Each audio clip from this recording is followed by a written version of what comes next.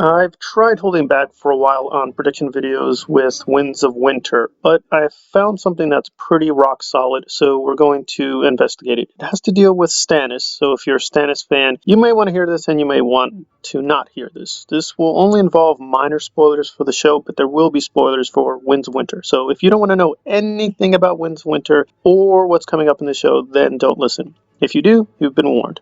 Alright, so let's proceed. So, what's going to happen? Well, if you watch the show, a major controversial storyline was Shireen, Stannis' daughter, being sacrificed. And I think a lot of people assumed that George was going to go in a different direction with Winds of Winter and how Stannis was going to be portrayed. But apparently that's not true. And if George is going to keep to his original plan, Shireen is going to be sacrificed. And Stannis will order it. Now, we don't know too many of the details, but apparently that major plot point will happen, and Benioff and Weiss were actually given the plot line ahead of time, and so the show actually, in that moment at least, was reflecting what George wanted to do. He was going to sacrifice Shireen, and Stannis was going to do it. Now, why or how, that's still not being totally explained, though given his circumstances, I assume this is kind of a military necessity, and it's going to involve Melisandre and blood magic, right? Shireen has king's blood, right? Stannis' blood. So presumably she's going to be killed off for Stannis to sort of,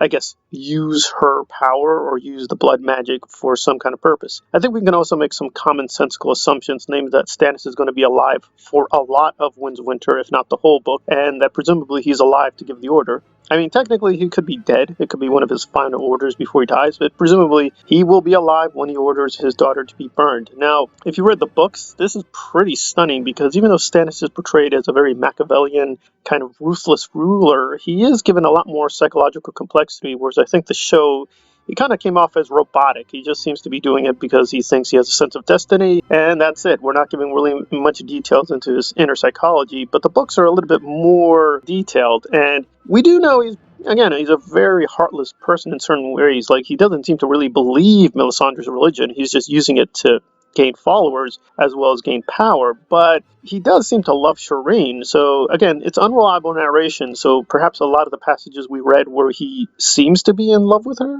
were really false or misleading. And again, we're getting, a lot of outsiders' perceptions of Stannis, right? We have to deal with how they perceive Stannis, so maybe they just misread Stannis to begin with. But this is probably going to be really shocking and going to split a lot of Stannis fans because they assumed, if not him, that he was going to be help, right, take back Westeros from Cersei and the others. And I guess most people assume Jon Snow is going to be the real hero, but they assume Stannis at least would be a major part of that coalition. And if he does end up doing this, this is probably going to split a lot of people. I think it's works within the character, but again, I mean, I think we all assume Winds of Winter is going to be a huge book, if not 1,000 pages, then a very big book. So in terms of how Stannis arrives at the decision, probably George is going to be very, very careful in terms of how he steadily moves in that direction, because this seems to be quite a shift for the character. But again, given his circumstances, him trying to face Ramsay, him trying to regain power, I guess it makes sense, although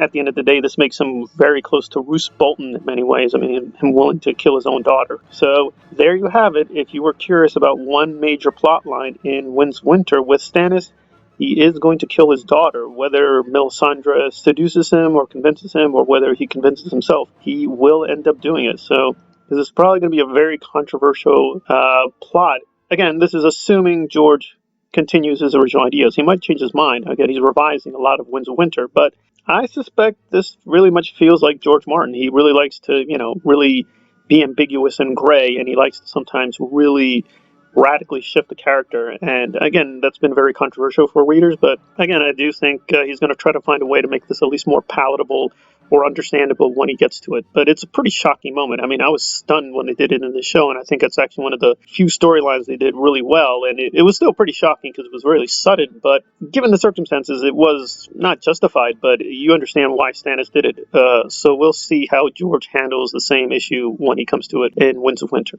All right, this has been Gurm and Thrones Analyzed on new revelations with Winds of Winter and Stannis. If you like the content, please hit the like button and or subscribe. Please comment below. Thanks for listening. Consider supporting the work on Patreon. Have a good day. Have a happy holiday.